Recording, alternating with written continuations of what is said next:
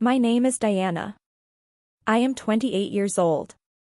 And the moment I realized my entire family had been using my infertility as entertainment, I was standing in the middle of my own baby shower, surrounded by pink balloons and congratulations cards, staring at a cake that said, "Finally." Diana's dream come true. The problem? I was not pregnant. I had never been pregnant. And the smiling faces around me knew it.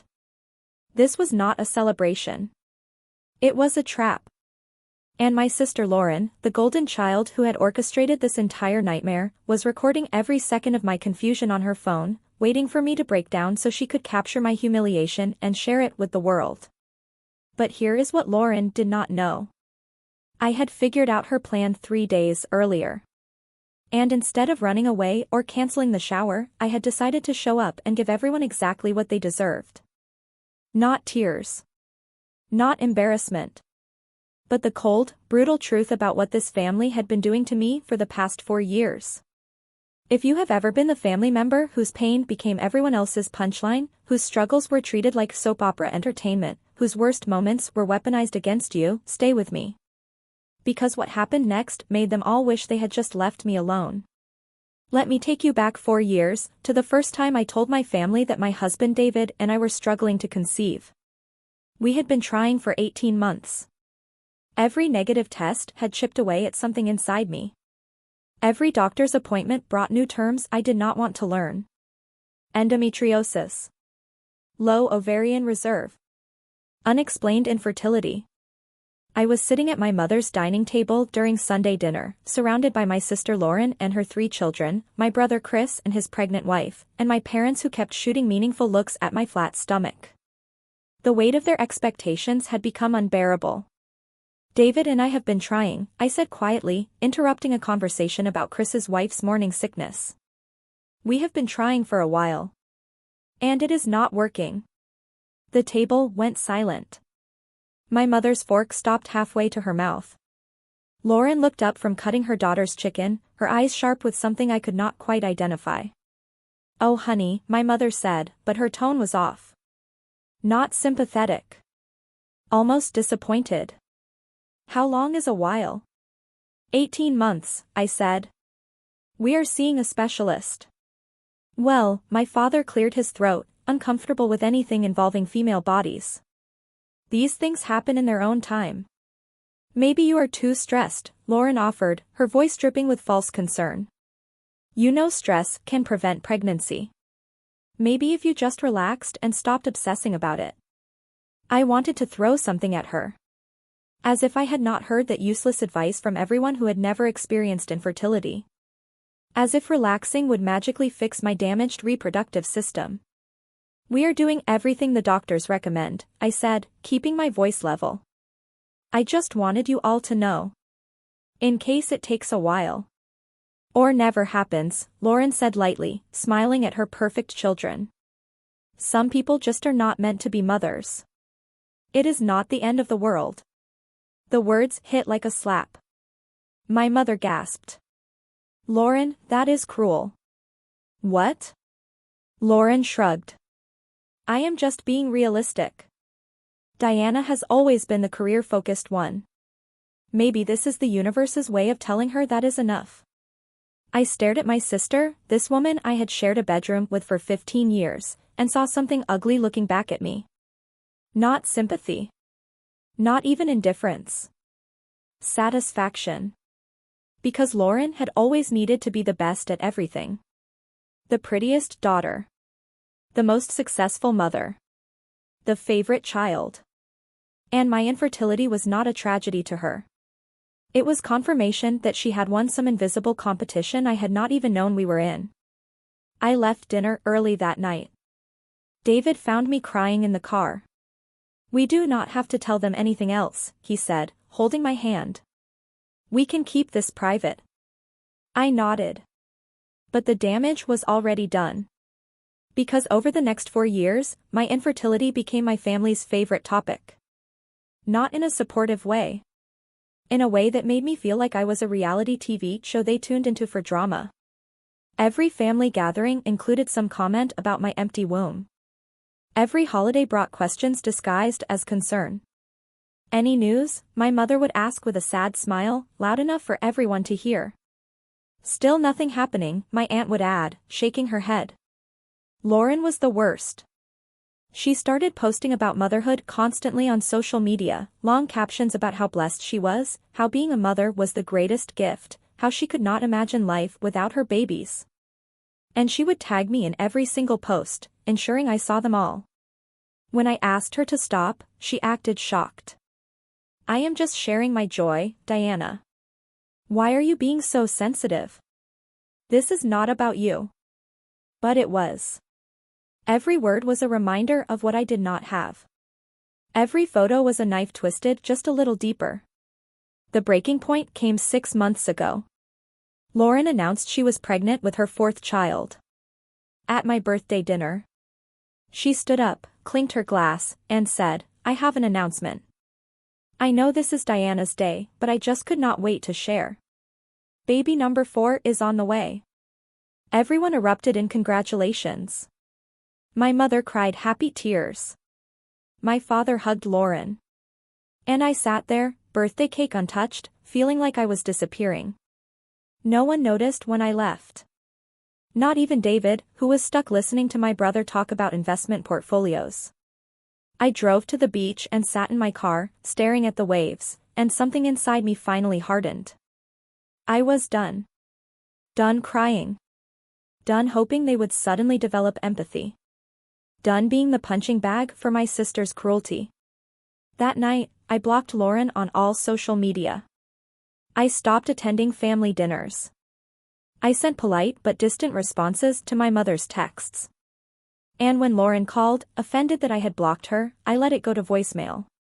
The voicemail she left was 17 minutes long. She called me jealous, bitter, cruel for not supporting her during her pregnancy. She said I was punishing her for being blessed with fertility.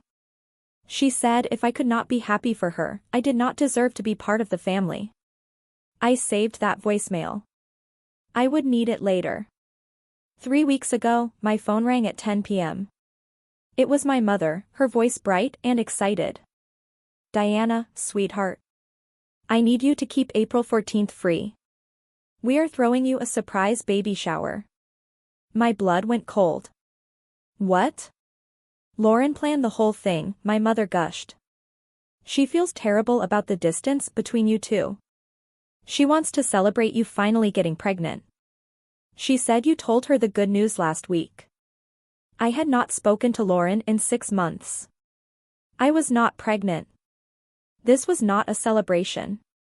This was something else entirely. "Mom," I said carefully. "I am not pregnant." "Oh, I know you want to keep it quiet until the 2nd trimester, she said, completely ignoring my words. "But Lauren said you are almost 12 weeks. We can do a small shower. Just family. Nothing too overwhelming." "Mom, I am not pregnant," I repeated, louder this time. "Honey, you do not have to hide it from me," my mother said, her tone shifting to something knowing and condescending. "Lauren showed me the ultrasound photo you sent her. The little bean. So precious. Ultrasound photo."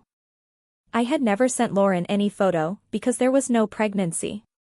Which meant Lauren had manufactured evidence and convinced my entire family I was pregnant when I was not. "What exactly did Lauren tell you?" I asked, my voice shaking with rage. "That you are pregnant, that you are nervous about announcing it because of past disappointments, and that you wanted her to help plan a small celebration with family. She has been so thoughtful about this, Diana. I think you should give her more credit." I hung up without saying goodbye. My hands were trembling so badly I almost dropped my phone. David came into the room, concerned. "What happened?" "Lauren told everyone I am pregnant," I said. "She faked an ultrasound. She planned a baby shower. And when I show up and there is no baby, she is going to film my reaction and make me look insane." David's face went pale. "That is sociopathic." "That is my sister," I said flatly. That night, I could not sleep. I lay awake, imagining walking into that shower and seeing the pity on everyone's faces when they realized the truth. I imagined Lauren's fake concern, her whispered comments about me being delusional, her Instagram post about how worried she was about my mental health. She was going to humiliate me. She was going to use my infertility as content.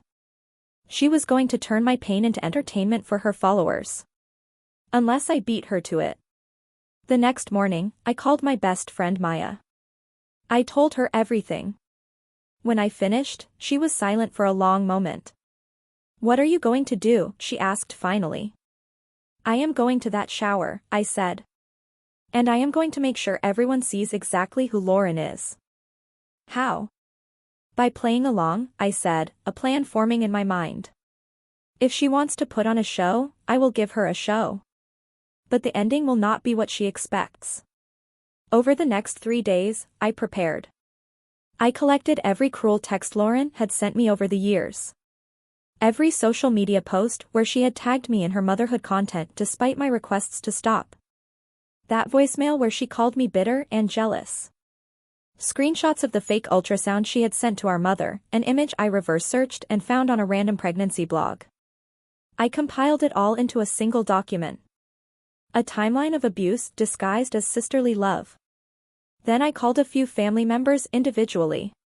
My cousin Maria, who had always been kind.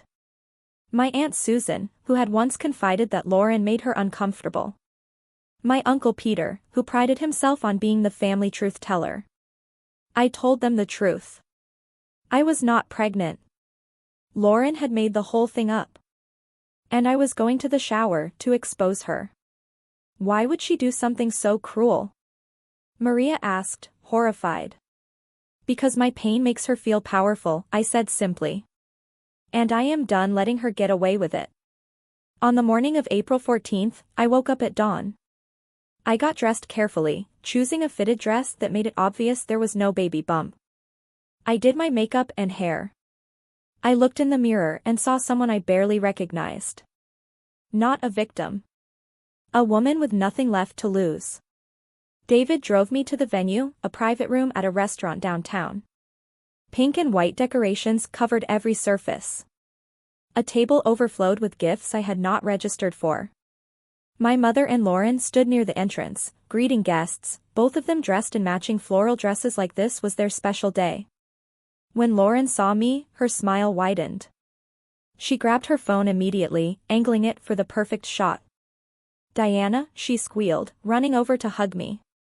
"You look beautiful. How are you feeling? How is the baby?"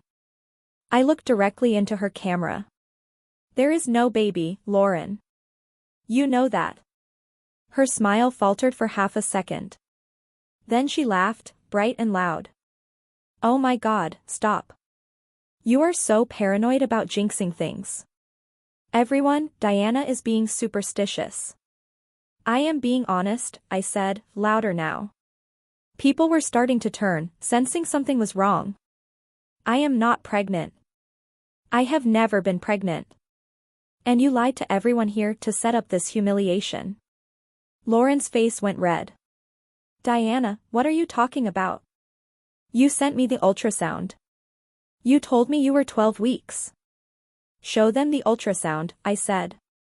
"Right now. Show everyone the photo I allegedly sent you." She hesitated, her eyes darting to our mother. I do not have it on my phone right now." "That is because it does not exist," I said. "Or rather, it exists, but you stole it from a pregnancy blog online. I have the original source right here." I pulled out my phone and projected the side-by-side images onto the venue's TV screen. Lauren's fake ultrasound next to the identical image from a website about pregnancy milestones, complete with the watermark she had tried to crop out. The room went silent. Someone gasped. My mother's hand flew to her mouth. "You made this up," I said, my voice steady and cold.